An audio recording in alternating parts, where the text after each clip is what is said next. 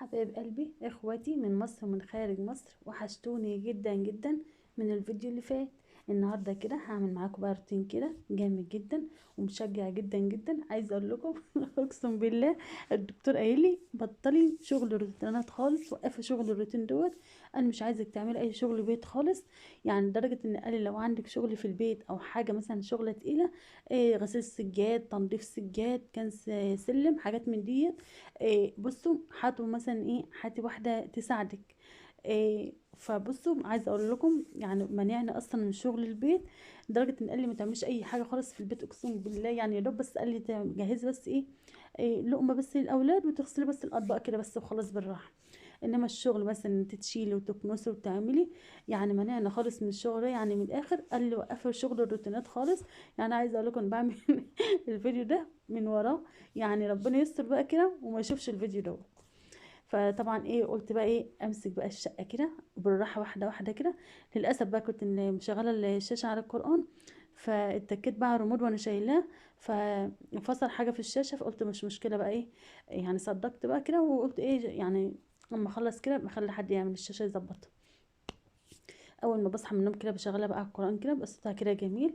وبعد كده بقى فتحت بقى البلكونه كده تهوى معايا كده واكنسها بقى، لاني طبعا عايزه اقول لكم يعني بقى لي فتره ما كنستش بقى تحت السجاد بصراحه. مش هشيله لانه طبعا عايزه اقول لكم انا لسه اصلا يعني واحده واحده كده اصلا ساعه ما بكنس كده واحس ان نفسي مش قادره اخد اصلا، لان انتوا عارفين بقى الغده اللي شايلاها هي كانت على الرئه، فمع النفس وكده اصلا تلاقوا نفس اصلا ضعيف. فهو فعلا كلامه صح، لان كل ما بعمل مجهود بحس ان انا يعني هبطانه كده، او مثلا كسلانه، او مجهود اقل وكده. فهو بصراحه هو منبه عليا اني ما اعملش اي مجهود ولا اي روتين بقى في البيت، يا رب بس اجهز بس مثلا للاولاد كده للاكل وكده وخلاص. ربنا يبارك لي فيهم يا رب، ويبارك في اولادكم جميعا وما تحرمش منكم ابدا. بس طبعا انتوا عارفين احنا ستات البيوت ما نقدرش بقى مثلا نشوف حاجه كده قدامنا وما نقدرش نعملها، وبنقول يا رب استرها معانا يا رب كده. وواحده واحده كده ان شاء الله ربنا هيسترها معانا ومعاكم يا رب، اللهم امين. وطبعا انتوا عارفين بقى كده قلت افتح بقى الكاميرا كده واشجع بقى معاكم كده عشان ما احسش بقى بالشغل كده او باي حاجه من دي. وطبعا يعني بكنس كده بالراحه واحده واحده يعني. بس انتوا عارفين بقى يعني لو كان عندي مثلا اخت بقى بنت وكده كان ممكن جت ساعدتني بصراحه. يعني بتحرج بقى ان مثلا نسوان اخواتي بقى بيجونوا كده، ان مثلا كل واحده عندها طبعا مصالح بيتها وشغل بيتها واولادها. ربنا يبارك لها يا رب في حياتها، اللهم امين. فعندي يعني 3 ما شاء الله ربنا يبارك. بس طبعا يعني ما برضاش اتقل عليهم بصراحه. هما بيتصلوا عليا يعني يقولوا لي يا ام عمار اي شغل في البيت اي حاجه، هما طبعا عارفين الدكتور قال لي ايه وكده. فيقولوا لي يا ام عمر اي حاجه في البيت تقيله سيبيها واحنا نيجي نعملها لك، او اتصل علينا واحنا يعني هتلاقينا ما فيش داعي وتلاقينا عندك. بس بصراحه هم يشكروا، بس ما ينفعش ان لان طبعا انتوا عارفين يعني كل واحده عندها اولادها وكده، وما بتفضاش طبعا من من اولادها وكده. فاللي بقدر عليه واحده واحده كده بعمله. قلت بقى كده اقوم بقى كده الصبح كده فتحت الشاشه بس على القران. وبعد كده قلت اكنس بقى الصلاه. دي الترابيزه بصراحه لما بفتح البلكونه بتجيب اتربه كده، اللي انتوا عارفين احنا في الاراضي الزراعيه مجرد ما بفتح البلكونه بتحسوا ان شايفين نفسي امان عليكم، دعوا لي كده ربنا يشفيني وتشفيني على خير يا رب.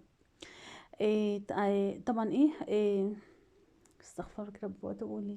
ايوه، اما بفتح البلكونه بتجيب بقى اتربه كده على الترابيزه بتاعه الشاشه. شايفين اصلا بعمل لكم ازاي؟ حاسس ان اصلا قلبي بيخطف كده من الهبوط اصلا، لانه اصلا منبه عليه ما عملتش اي مجهود. لان طبعا اقل حاجه 6 شهور اما تبداي تاخدي نفسك كده وتحسي براحه شويه.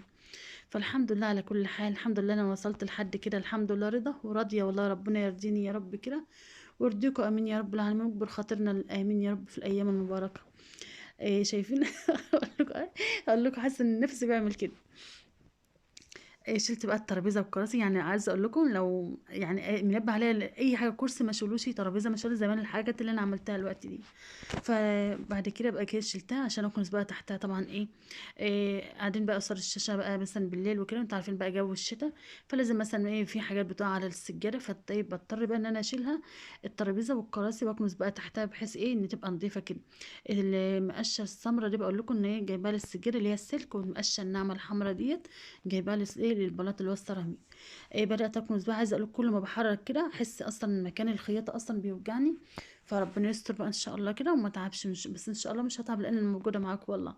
اقسم بالله بحبكم انتوا دايما كده في قلبي، دايما دايما كده ما تحرمش منكم ابدا، ودايما كده في حياتي منورين حياتي طول العمر. ربنا يحفظكم ويبارك فيكم ويحفظنا يا رب جميعا من كل شر ويبعد عننا كل اذى. بدات اكنس بقى هي السجاده اهيت. بعد كده اجيب بقى المقشه اللي هي الناعمه كده عشان ايه اجيب بقى كده. طبعا كنت اتمنى اشيل السجاده، كانت هتبقى اسهل ليا ان انا ايه اشيلها بقى انفضها وبعد كده اكنس تحتها. يعني شايفين بقى المجهود ده كله عشان طبعا ايه ما اشيلش السجاده وايه واتعب اكتر.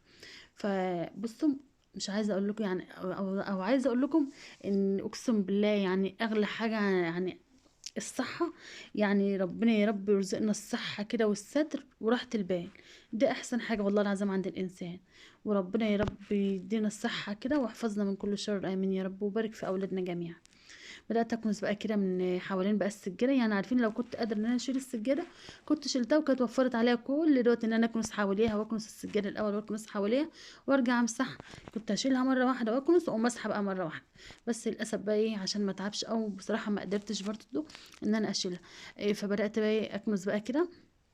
وبعد كده بقى ايه عايزه اقول لكم بقى ايه الكراسي بقى هنحطها بقى تاني. بس طبعا ايه هنمسح الاول كده قبل ما احط بقى الكراسي بحيث نحس ان في تغيير كده. يعني الجو دوت طبعا معطر ارضيات اللي هو ريحه النظافه بقى.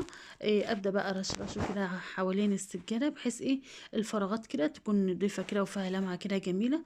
وطبعا إيه بدأت ارش كده ايه بسيط كده وامسح بقى بالشرشوبة. عايزه اقول لكم بصراحة فرق جامد. يعني ايه الحركة ديت إيه نضفت برضو ايه الشقة احسن من الاول بكتير الحمد لله يعني. وطبعا شلت بقى الكولمن كان محطوط على الترابيزة اللي هناك دوت اللي هو جنب الشاشة. بصراحة في الشتاء بحط فيه في الكولمن تلجاية طول النهار ما شاء الله بنشرب منه احسن من الازايز. وكل شويه نفتح التلاجة وكده. وفي الشتاء برضو بملاها ميه من الفلتر ما بحطش فيه تلج. بس بملاها ميه من الفلتر بيكون جنبنا كده واحنا قاعدين بقى على الترابيزه كده. يعني الترابيزه دي بنتغدى عليها وبنتعشى عليها كده في الصاله قصاد ايه الشاشه. إيه فطبعا ايه خدته بقى على الحوض كده عشان ايه اغسله بقى كده وانضفه كده بالسفنج كده واخليه نضيفه زي الفل وميته ايه يبقى طعمها ايه جميل كده. وبدات امسح بقى كده بالشرشوبه اهوت. وبعد كده جبت بقى ازازه المعطر الجو كده اهو بالشكل ده كده. وارشرش بقى كده في كل مكان عشان طبعا احس بقى بتغيير. طبعا انا عايزه اقول لكم ان الصلاه انا قسمتها نصين عشان طبعا ايه يعني بصور الفيديو وارجع ايه اقعد اريح شويه وبعدين اصور ايه المقطع التاني. يعني دلوقتي اني صورت هصور ان شاء الله الصلاه على مقطعين او على فيديوهين يعني. دوت اول فيديو والنص التاني هعمل له فيديو ان شاء الله باذن الله عشان طبعا ما اطولش عليكم. انتوا حبايبي وحبايب قلبي ما تحرمش منكم ابدا.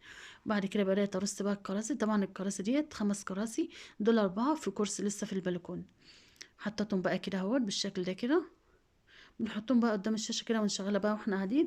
بس للأسف اتكيت بقى على زرار مش عارفة الباور ولا في ايه عمل ايه في الشاشة يعني. اللي الكلام بقى كتير كده مكتوب بالانجليزي قلت عشان ما العبش فيها. فسيبتها بقى ما الاولاد يظبطوها ان شاء الله باذن الله. ايه رايكم بقى في الحلاوه والجمال دي؟ عايزه اقول لكم والله حته جميله وزي الفل. امين عليكم بقى لايك كده لاختكم معمر ما تحرمش منكم.